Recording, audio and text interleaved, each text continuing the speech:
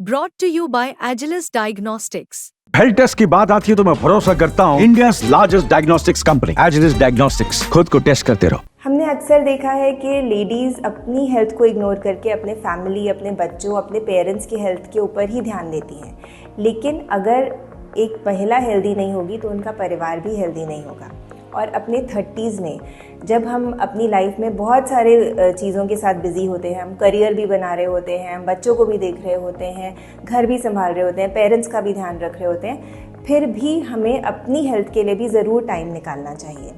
तो आज मैं बात करना चाहूँगी कि क्या प्रिवेंटिव हेल्थ चेक्स हैं जो एक लेडी को 30s में करने चाहिए ताकि वो अपने फ्यूचर को हेल्दी रख सके। और आज हम बात करेंगे जो इम्पॉर्टेंट टेस्ट्स हैं जो आपको ज़रूर कराने चाहिए।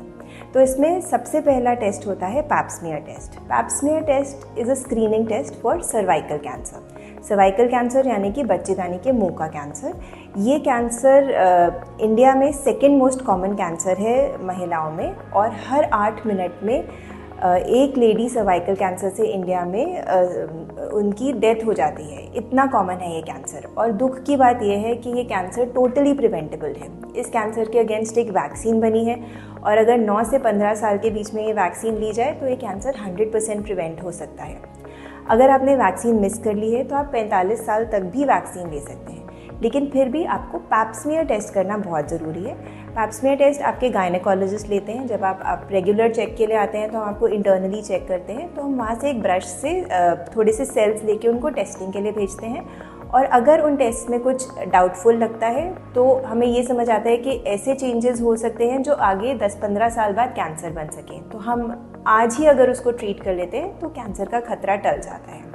तो ये टेस्ट आपको अपने 25 इयर्स ऑनवर्ड्स, अगर आप सेक्सुअली एक्टिव हैं तो हर 3 साल में कराना चाहिए, और अगर आप 30 इयर्स के अबव हैं तो पैप स्मीयर के साथ आप HPV टेस्टिंग हर 5 साल में करते रहें। इसके अलावा जो सेकेंड कॉमन एग्जामिनेशन हम करते हैं वो है आपका ब्रेस्ट एग्जामिनेशन।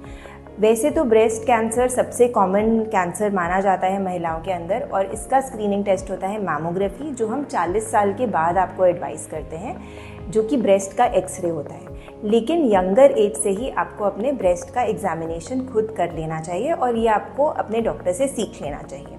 अगर आपको कुछ भी लंप महसूस हो रहा है या कोई डिस्चार्ज आ रहा है, ब्लड स्टेन डिस्चार्ज हो रहा है, कोई अपीयरेंस आपकी ब्रेस्ट की अगर आपको अलग लग रही है, या कोई गिल्टी जो आपके आर्म पिट में लग रही है या ब्रेस्ट में लग रही है, तो आपको ज़रूर अपने डॉक्टर से चेक कराना चाहिए। और अगर हमें कुछ डाउट होता है तो हम उसके लिए एक अल्ट्रासाउंड करके उसको क्लियर कर सकते हैं। तो ये इम्पॉर्टेंट है इन योर 30s ऑल्सो, क्योंकि इंडिया में ब्रेस्ट कैंसर का जो एज है वो थोड़ा यंगर एज है। अब इसके अलावा हमें रेगुलर हेल्थ चेक में कुछ टेस्ट होते हैं जो कराने चाहिए, जिसमें एक अल्ट्रासाउंड इंक्लूड होना चाहिए, ब्लड टेस्ट इंक्लूड होने चाहिए, आपका बोन का एवैल्यूएशन इंक्लूड होना चाहिए, और आपको जनरली हम ये टेस्ट एडवाइस करते हैं जब आप अपने एनुअल हेल्थ चेक के लिए आते हैं। तो हर साल जब आप अपना एनुअल हेल्थ चेक कराते हैं तो कुछ लोग समझते हैं कि हाँ, हमने ब्लड सैंपल दिया और हमारा चेक हो गया, पर वो चेक काफ़ी नहीं है। आपको अपने एनुअल हेल्थ चेक में अपना अल्ट्रासाउंड, अपना पैप स्मीयर, मैमोग्राफी, हड्डियों का डेक्सा स्कैन ज़रूर इंक्लूड करना चाहिए, अपना चेस्ट एक्सरे इंक्लूड करना चाहिए, और साथ में आपको डॉक्टर के साथ मिलके उनका एडवाइस भी मानना चाहिए। तो अभी तो हमने कैंसर की बात की, लेकिन महिलाओं में सबसे बड़ा कॉज ऑफ डेथ क्या है? सबसे बड़ा कॉज ऑफ डेथ है हार्ट डिजीज़, और इसका रिस्क महिलाओं में मेनोपॉज के बाद डबल हो जाता है। जब आप यंग होते हैं, आपको ईस्ट्रोजन, हमारा जो हार्मोन होता है, वो हमारे दिल को प्रोटेक्ट करके रखता है, लेकिन जब हमें मेनोपॉज हो जाता है तो हमारी हड्डियां कमज़ोर हो जाती हैं, हमारा दिल वीक हो जाता है, तो हार्ट अटैक के रिस्क बढ़ सकते हैं। तो इसलिए अगर आप 30s में अपना रेगुलर ब्लड प्रेशर मॉनिटर करें, कोलेस्ट्रॉल मॉनिटर करें, कोलेस्ट्रॉल की इनफैक्ट आजकल हम बोलते हैं कि अगर आपका कोलेस्ट्रॉल हाई है और कंट्रोल नहीं हो रहा है तो आपको अभी से ही उसकी दवाई शुरू कर देनी चाहिए, ताकि आगे चल के ब्लड वेसल्स में प्लाक की फॉर्मेशन ना हो। इसके अलावा अगर आपको शुगर हाई आ रहा है तो आपको उसको अभी से ही कंट्रोल करना होता है, चाहे लाइफस्टाइल चेंजेस से, चाहे दवाइयों से, ताकि उसके इफ़ेक्ट आपको अपने बुढ़ापे में ना दिखें। क्योंकि शुगर और ब्लड प्रेशर और कोलेस्ट्रॉल, इनके लक्षण आपको 30 साल में नहीं दिखेंगे, इनके लक्षण आपको 10 साल बाद दिखेंगे, जब ये हाई प्रेशर या हाई शुगर वाला ब्लड जो आपके सारे ऑर्गन्स में सर्कुलेट हो रहा है वो हर ऑर्गन को धीरे धीरे करके डैमेज करने लग जाएगा। तो इसीलिए उसको आज कंट्रोल करना बहुत ज़रूरी है। इसके अलावा महिलाओं को कई बार पीरियड्स की बहुत ज़्यादा प्रॉब्लम्स होती हैं, जो उनको पता ही नहीं होता कि उनको इतना हैवी पीरियड आ रहा है या पीरियड की कुछ गड़बड़ लग रही है।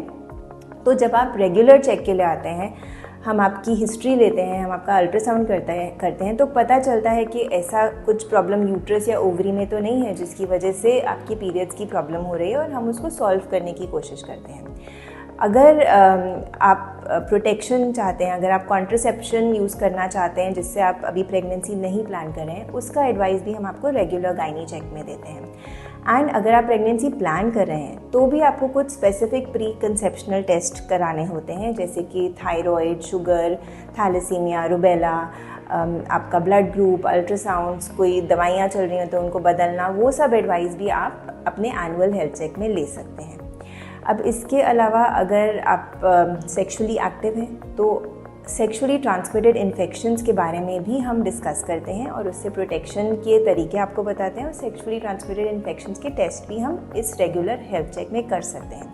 क्योंकि आप अपने 20s और अर्ली 30s में जो सेक्सुअली ट्रांसमिटेड इन्फेक्शंस कैच करते हैं, यानी कि जो कॉमन इन्फेक्शंस है जैसे क्लेमाइडिया और गोनोरिया, वो उनके भी कुछ ज़्यादा लक्षण नहीं होते, आपको सिर्फ थोड़ा सा डिस्चार्ज फील होता है। लेकिन जब आप अपने लेट 30s में जब आप प्रेगनेंसी प्लान कर रहे होते हैं तो उस समय आपको पता चलता है कि उन पुराने इन्फेक्शंस की वजह से आपको पेल्विक इन्फ्लेमेटरी डिजीज़ हो गया है या आपको इनफर्टिलिटी की प्रॉब्लम हो सकती है।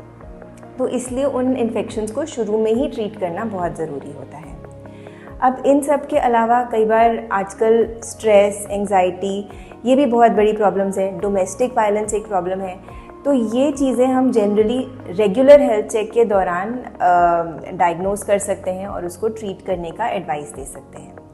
इसके अलावा आजकल लेडीज़ अपने 30s में कई बार प्रेगनेंसी नहीं प्लान करना चाहती हैं और प्रेगनेंसी पोस्टपोन करना चाहती हैं, तो उनके लिए हम एक स्क्रीनिंग टेस्ट करते हैं जिसका नाम होता है AMH, यानी कि एंटी मुलेरियन हार्मोन। इससे हमें पता चलता है कि उनका एग काउंट कैसा है, कितना समय है उनके पास, कितने एग्स का क्वालिटी कैसी है, कितना काउंट है एग का, और उसके हिसाब से हम उनको एडवाइस दे सकते हैं कि आप कितने दिन तक अपनी प्रेगनेंसी प्लानिंग को टाल सकते हैं, या फिर अगर आप अभी टालना चाहते हैं तो क्या एग प्रेजर्वेशन या एम्ब्रियो प्रेजर्वेशन आपके लिए अच्छी ऑप्शन है या नहीं। तो इन सब टेस्ट के बारे में अगर आप रेगुलरली अपना हेल्थ चेक कराएं, अपने डॉक्टर से मिलें, तो आप अपडेटेड रहते हैं और आप अपनी हेल्थ का ठीक से ख्याल रख सकते हैं। तो आई थिंक एक छोटा सा इन्वेस्टमेंट है अपने फ्यूचर की हेल्थ के लिए। तो मैं आशा करती हूँ कि आप सबको ये वीडियो इन्फॉर्मेटिव लगा हो और आप ज़रूर अपने रेगुलर हेल्थ चेक्स के लिए जाएं।